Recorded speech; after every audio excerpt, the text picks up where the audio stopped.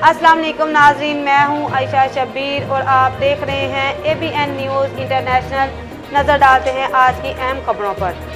نمائندہ ABN news راجہ محمد حنیف کی report کے مطابق برطانیہ کے دورے پر آئے ہوئے آزاد کشمیر کے سابق وزیر اعظم راجہ فاروق حیدر کے اعزاز میں یہاں مسلم لیگ نون آزاد کشمیر بولٹن کے صدر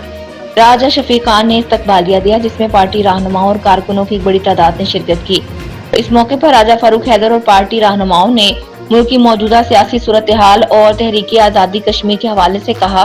مسئلہ کشمیر کو بین الاقوامی سطح پر بھرپور طریقے سے اٹھایا جائے گا۔ تمام رہنماؤں نے اس بات پر زور دیا کہ وقت آ گیا ہے کہ دنیا بھر میں بسنے والے کشمیریوں کو چاہیے کہ وہ جس بھی ملک میں آباد ہوں، وہاں کی حکومتوں کے ساتھ مسئلہ کشمیر کے حوالے سے آواز بلند کریں تاکہ مسئلہ کشمیر کی آزادی کی راہ ہموار ہو سکے۔ استقبالی کے اختتام پر مسلم لیگی رہنماؤں چودھری عزیز، سردار بشیر پہلوان، سردار گل خندہ، ان تمام مرحومین کے لیے دعائے مغفرت کی گئی کہ اللہ تعالیٰ انہیں جنت الفردوس میں جگہ دے۔ کوئی جانتا ہے یہ نہیں جانتا، اس نے کہا، اس نے لڑکے نے کہا جس کے گھر اس کے وہ تھا، تو اس نے کہا کہ سچ کہوں تو ماں ماری جائے، جھوٹ کہوں تو باپ کو تو کھائے، یعنی اگر سچ کہتا ہوں تو باپ مارے گا میری ماں کو، نہ بتائی بات تو میرا باپ کتے کا گوشت کھائے گا۔ گزارش یہ ہے کہ 3 سال ہو گئے ہیں الیکشن کو، 3.5 سال، جس کے اندر تبدیلیاں آئی۔ 2021 کا جو الیکشن لڑا گیا تھا وہ خاص مقاصد کے تحت حکومت پاکستان نے لڑایا تھا۔ بھرپور الیکشن لڑا، انہوں نے 20-22 ہزار ووٹ لیا ہے۔ ضمنی الیکشن تو وہ سچی بات ہے ہمارے گل پڑ گیا تھا، لیکن ماشاءاللہ پھر بھی ہم وہ اپنا ریکارڈ قائم رکھا ہم نے۔ میں نے ایک اسپیچ دی تھی قائد کشمیر صاحب کی، وہاں پہ جنرل بھی بیٹھے ہوئے تھے، وہاں پہ موجودہ جو ہماری وزیر اعلیٰ وہ بھی بیٹھے ہوئی تھی، سب ایجنسیاں بیٹھی ہوئی تھی۔ ایز اے پرائم منسٹر بول رہے تھے کہ کیا آپ نے ڈالروں کو کیا کرنا، کھانا ہے، ادھر ہمیں کشمیری آواز دے رہے ہیں، آپ کیوں نہیں ان کی آواز میں آواز بلند کرتے؟ میں سچی بات ہے آپ کو خراج تحسین پیش کرتا ہوں، آپ نے بہت اچھا کام کیا،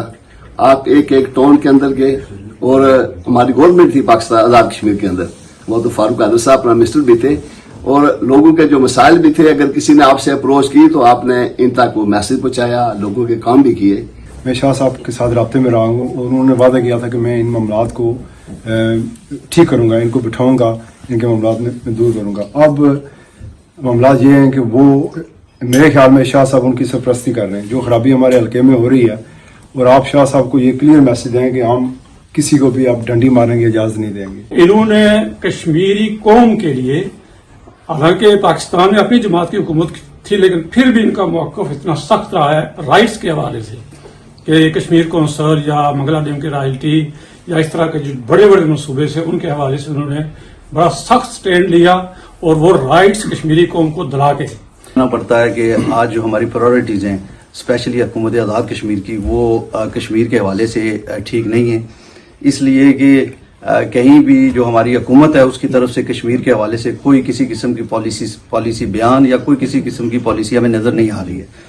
آپ کے بیانات آتے رہتے ہیں، سنتے ہیں، موقف بھی دیتے ہیں، لیکن حکومت کی طرف سے جس طرح سے مسئلہ کشمیر کے لیے کام ہونا چاہیے، افسوس کے ساتھ کہنا پڑتا ہے کہ اس طرح سے نہیں ہو رہا۔ تو اس سلسلے میں ہم آپ سے یہ گزارش کریں گے کہ حکومت کو تھوڑا سا ٹف ٹائم دیں ان معاملات پہ۔ تاثر نہیں بلکہ یہ حقیقت ہے، یہ جو انہوں نے کیے پس پردہ جو مذاکرات کی، اس میں یہ تھا کہ 20 سال کے لیے مسئلہ کشمیر کو پیچھے ڈال دیا جائے، اور اسی طرح لائن آف کنٹرول پر بھی جنگ بندی ہوئی تھی، اور ہندوستان کے ساتھ کوئی معاملات بھی انہوں نے طے کیے تھے۔ تو میں یہ سمجھتا ہوں کہ موجودہ حکومت کی ذمہ داری ہے کہ وہ اس سے برات حاصل کرے اور کشمیر ایشو کے حوالے سے اپنی ذمہ داریاں پوری کرے۔ 1 جنوری 2025 سے پاکستان 2 سال کے لیے UN سیکورٹی کونسل کا نان پرماننٹ ممبر بنے گا، اور یہ ہمارے پاس موقع ہے کہ ہم اس مسئلے کو آگے اٹھائیں اور جو ہم نے گراؤنڈ لوز کیا اس کو ہم واپس لے سکیں۔ ٹھیک ہے، آپ کے برطانیہ کے دورے کا بنیادی مقصد کیا ہونا سر؟ بات یہ تھا میں اپنی کمیونٹی سے ملنے آیا تھا، ٹھیک ہے جی، ان سے ملنے آیا ہوں میں، اور ان کے حال و احوال دریافت کرنے کے لیے، ملنے کے لیے، جماعت کا بھی پتہ کرنا، اور کشمیر کے حوالے سے اپنی کمیونٹی سے بات کرنی تھی، یہ میرے بنیادی مقصد تھے۔ Thank you sir. اچھا، آپ ایک بات، مسئلہ کشمیر جو ٹھپ ہو کے رہ گیا، اس حوالے سے اوورسیز کمیونٹی میں ایک بڑی، اور تمام کشمیریوں کے اندر ایک بڑی گہری تشویش پائی جاتی ہے، اور ایک گہرا سکوت طاری ہے کشمیر کے حوالے سے. ہم نے جو ماضی قریب میں دیکھا ہے پچھلے 3-4 سالوں سے، اس میں پہلے پی ٹی آئی کی گورنمنٹ تھی، اب ہماری گورنمنٹ ہے، لیکن کشمیر کے حوالے سے جو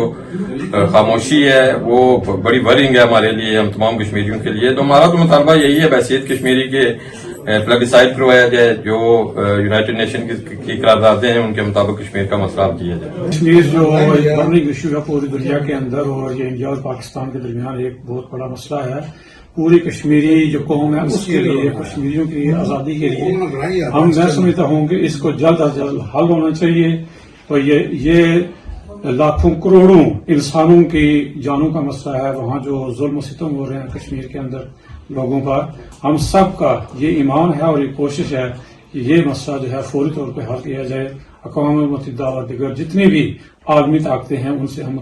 پرزور مطالبہ کرتے ہیں کہ مسئلہ کشمیر کو فوری طور پہ حل کیا جائے. بالکل، یہ کشمیر کے حوالے سے بطور کشمیری ہم سب کا فرض ہے کہ ہم جہاں بھی جس فورم پر بھی ہوں کشمیر ایشو کو ہائی لائٹ کریں، اور اس کے ساتھ ساتھ جہاں بھی مظلوم مسلمان بھائی ہیں جیسے کہ فلسطین اور جہاں بھی ہیں ہم ان کے لیے آواز بنیں. اور جہاں تک بطور کشمیری ہے، میں سمجھتا ہوں کہ ہمیں یہ چاہیے کہ نہ صرف ہم عالمی فورم پر اس مسئلے کو اٹھائیں، برطانیہ کے اندر ہر جگہ جہاں بھی ہیں ہم اپنی آواز جو اعلیٰ ایوان ہیں ان تک پہنچائیں. اس کے ساتھ ساتھ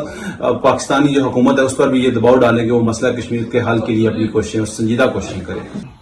صغيرنا وكبيرنا ذكرنا وانصرنا اللهم نحيته منا فأخيه على الإسلام ومن توفيته منا فتوفى الإيمان إله العالمين يكسر يشفى الصواب والهم من وطاعتنا جیس اور دوسرے جن کا ذکر کیا گیا ان کو ان کے درجات میں بلندی عطا. Subscribe and keep watching ABN News International.